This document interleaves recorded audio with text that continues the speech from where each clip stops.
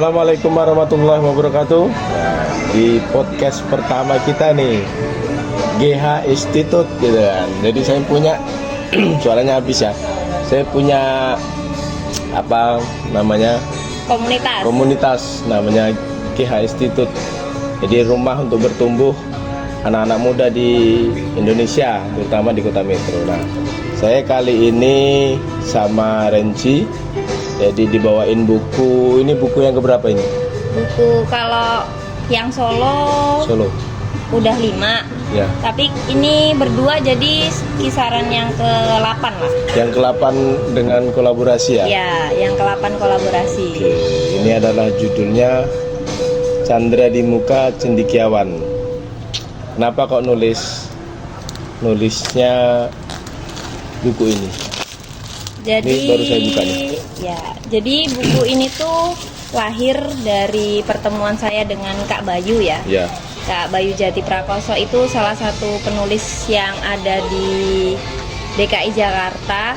Nah, kita itu pertama karena kita suka nulis.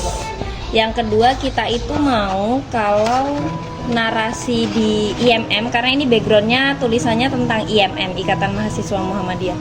Jadi kita mau narasi yang ada di IMM itu tidak hanya sekedar gagasan yang melangit aja, tapi kita mau kader-kader IMM tuh tahu bahwa narasi-narasi di IMM, narasi yang sedang dibangunkan inklusivitas. Narasi itu tuh mampu dibangun sampai ke akar rumput, tidak hanya gagasan-gagasan yang sifatnya melangit aja gitu. Diucapkan terus hilang gitu ya? Iya, cuma diucapkan. Jadi buku ini ya terinspirasi untuk memberikan peta jalan gerakan lah. Setidaknya secara sederhana peta jalan gerakan inklusivitas gitu. Kok dulu ketemu si Bayu ini di mana sih? Bayu itu kan temen KKN saya waktu itu di Jawa Tengah, di Purbalingga gitu kan. Jadi saya kaget juga kok Renci ini tiba-tiba bisa ketemu Bayu gitu kan. Terus nulis taunya setelah buku ini meluncur gitu. Tahu-tahu iya.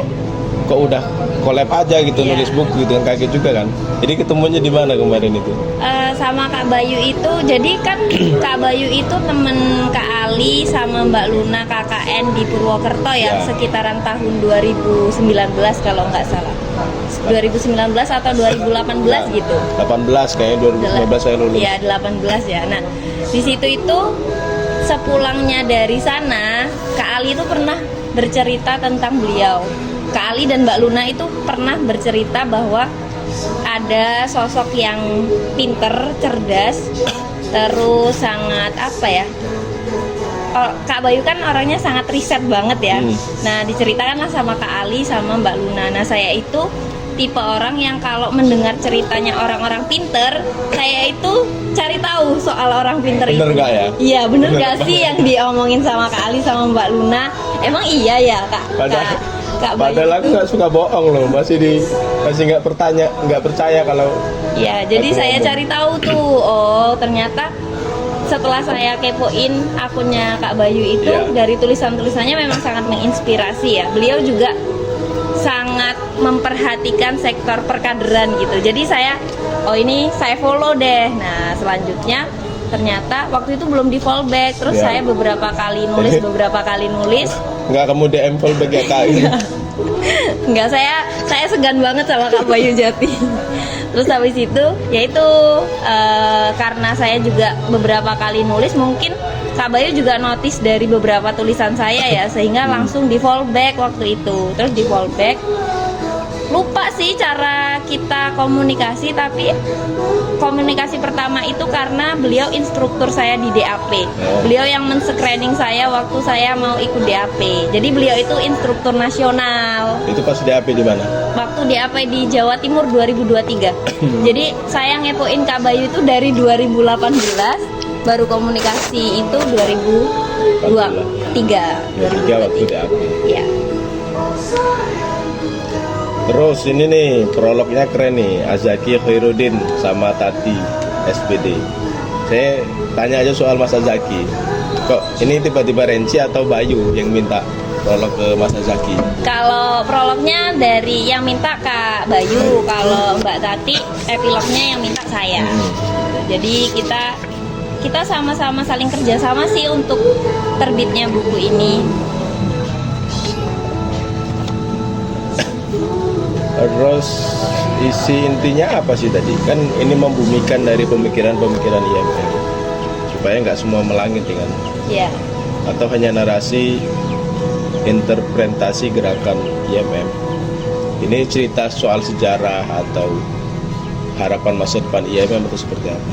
ya jadi kalau sekarang secara garis besar buku ini tuh bercerita menggambarkan, menarasikan gagasan IMM. Gagasan IMM hari ini kan inklusivitas gerakan ya, yang ada 7 pilar, tapi di sini kita hanya menarasikan 4 pilar. Kenapa demikian? Karena 4 itu gagasan gerakan perempuan, terus gerakan keilmuan, gerakan digital, sama internasionalisasi gerakan. Kenapa kita hanya mengambil 4 dari pilar? Karena kita merasa yang 3 ini kita belum menguasai secara keilmuannya, secara pengalaman kita belum cukup mumpuni.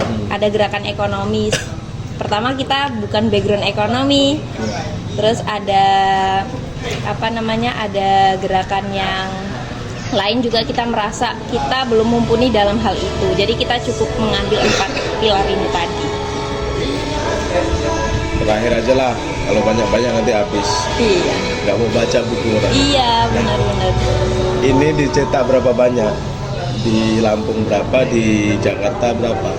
Kemarin totalnya PO pertama itu 25, dikirim di Lampung itu sebanyak kisaran 11 buku, sisanya disebarluaskan. Sebenarnya bisa lebih dari 25 sih Kak, cuma kendalanya itu banyak kader-kader yang di timur itu kendalanya ongkir. Iya, ongkirnya tuh bener-bener melebihi harga buku. Harga bukunya 70.000, tapi ongkirnya itu bisa sampai 85.000. Jadi itu kendalanya di situ. Sebenarnya kalau mau berkelompok bareng-bareng, rame-rame. Iya, kemarin saya mengasih solusinya, Kak, kalau misalnya mau dikirim ke Kalimantan waktu kemarin. Ke Kalimantan cari teman aja. Soalnya saya juga kayak kasihan ya kalau misalnya ongkirnya 2 kali lipat sendiri. Ini yang paling sulit adalah soal menyampaikan narasi-narasi ini ke banyak kader IMM seluruh Indonesia. Rata-rata itu tadi banyak aktivis lah. Saya nggak hanya IMM lah, banyak aktivis itu yang narasinya selalu melangit gitu kan. Cuman gerakannya itu nggak ada juga, nggak ada membumi juga. Nah, sebenarnya buku-buku seperti ini yang Renci dan Bayu tulis harus sampai juga kepada kepala-kepala para aktivis itu, supaya memang gerakan yang dinarasikan itu ada gitu kan. Nah, saran saya teman-teman itu banyak dan rutin membaca, terutama dari tulisan-tulisan kader-kader pemikir dan penggerak di Indonesia ya. Terserahlah mau baca buku siapa aja, tapi ini buku yang ke-8 Ya, yang collab yang ke-8. Nanti ke depan saya akan review satu-satu lah bukunya Renci ya, karena ini baru podcast yang pertama. Besok kita podcast lagi.